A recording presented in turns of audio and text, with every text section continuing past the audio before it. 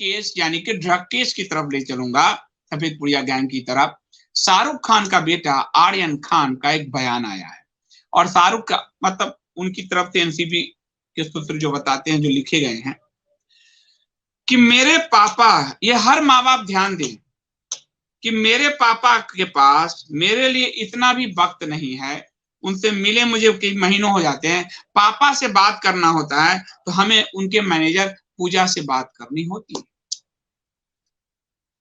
पैसे की अंधी दौर में क्या बना कर रख दिया है इन लोगों ने, ये बात आप समझिए कि बेटा भी बाप से बात करेगा तो मैनेजर के थ्रू, बेटा भी बाप से बात करेगा तो मैनेजर के थ्रू।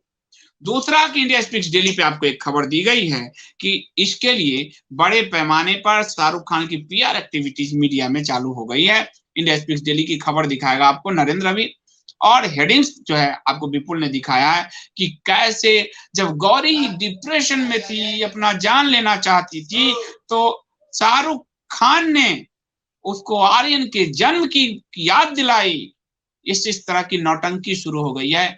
आपको इस नौटंकी वाले जितने अखबार और मीडिया मिले, आप समझ लेना कि ये टॉयलेट पेपर है, ये टॉयलेट पोंछने के काम आएंगे। ये घटिया लोग हैं, पत्रकारिता को पूरा नरक बनाकर रख दिया। 20 साल से हम भी पत्रकारिता कर रहे हैं, पर इन लोगों ने पत्रकारिता की ऐसी तैसी करके रख दी है। पूरे पूरे मामले को जो है डाइल्यूट करने के धंधे पर ये लोग उतरे हुए हैं। इसमें एक और बड़ी बात जो है सामने आई है, और सामने ये आई है कि आप सोचिए कि फेमिनिज्म की बात की जाती है, नारीवाद की बात की जाती है, महिलाओं के सम्मान की बात की जाती है। किनके द्वारा? इन लंपटों के द्वारा। महिलाओं का सम्मान तो भारत में सदा से है, परंतु इसमें जो नुपुर जो पकड़ी गई है, वो क्रूज पर अपने सैनिटरी पैड में ड्रग्स छुपा कर ले गई थी। ये नारीवाद के नए झंडे हैं, ये नारीवाद के नए झंडे। वो नुपुर है, आपको देख लीजिए, मुंह देख लीजिए इनके ठीक से, रात को देखने पर कहीं डर न जाए बच्चे, ऐसे मुंह है इनके। आप इनके मुंह देखिए ठीक से कि ये जो एनसीबी की गिरफ्त में आए हैं और इन सब से जांच हुई है, तो उसमें जो नाम आए हैं उसमें ये नुपुर, और नुपुर क्या है आप ये भी पूछिए।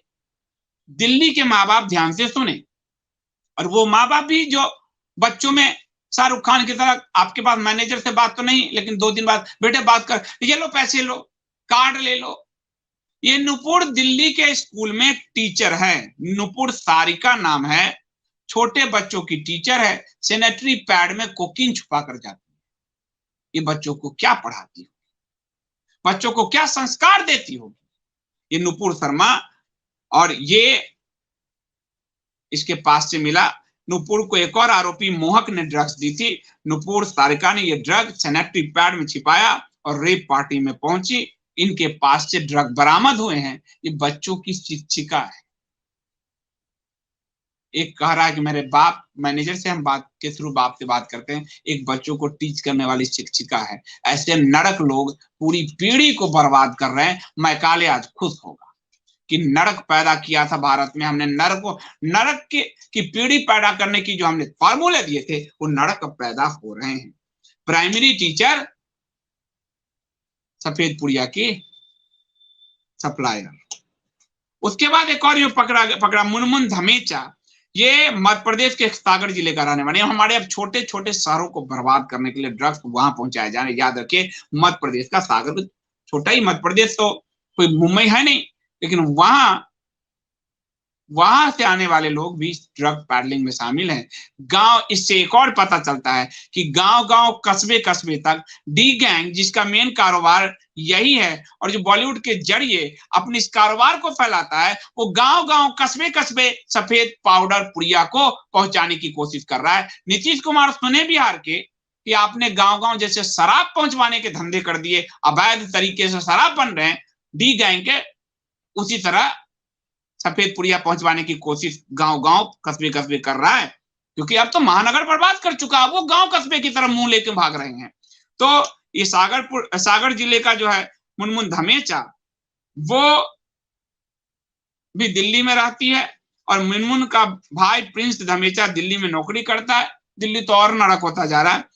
और ये जो है भाई के साथ 6 साल पहले दिल्ली अपने भाई के साथ रहने आ गई थी, और वो मॉडल है, रैंप कैटवॉक करती रहती है और उसके पास से भी ये मिला है।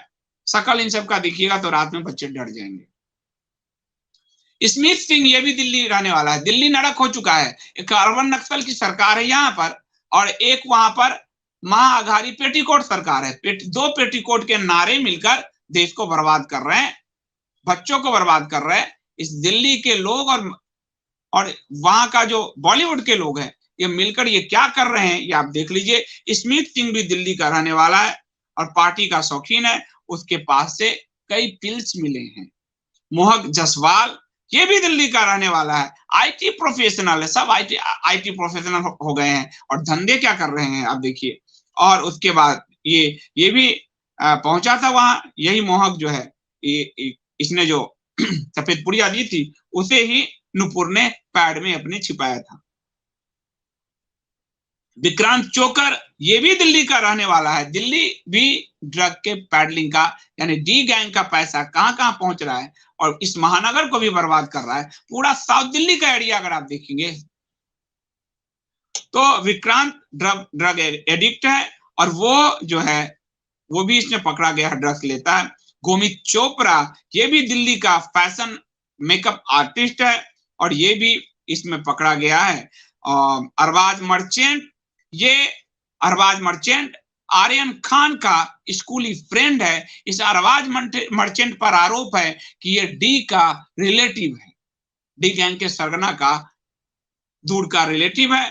और दोनों आर्यन और अरबाज 15 साल से दोस्त हैं और इन सब के जो है ये जो अरबाज मर्चेंट है, इसी के मोबाइल से एक बड़े सेलिब्रिटी पूर्व क्रिकेटर की बेटी का चैट भी पकड़ा गया है।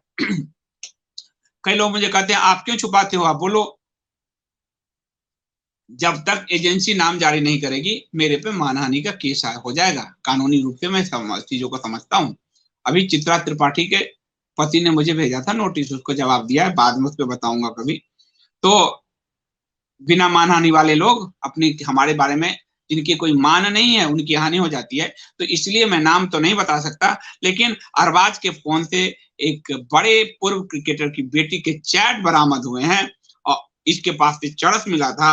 श्रेयस नायर जो सप्लायर है, अलग अलग ग्रुप और पार्टी में सप्लाई का काम करता है और वो भी इसमें इवेंट मैनेजर की भूमिका में था। ये पूरा जो है मिला है। लेकिन इसका जो दुखद पहलू ये है कि इसमें कम मात्रा दिखाया जा रहा है, जहां से ये बहुत आसानी से छूट जाएंगे। जैसे अरबाज मर्चेंट है, इस सब के पास कम मात्रा दिखाया जा रहा है तो ये छूट जाएंगे। लेकिन समाज में इनकी दुर्गति तो हमें करना है, कितना भी कुछ हो जाए इन्हें इनकी दुर्गति हमें करके देना है, क्योंकि ये लोग हमारे देश के बच्चों के आदर्श नहीं हो सकते, किसी भी रूप में नहीं हो सकते।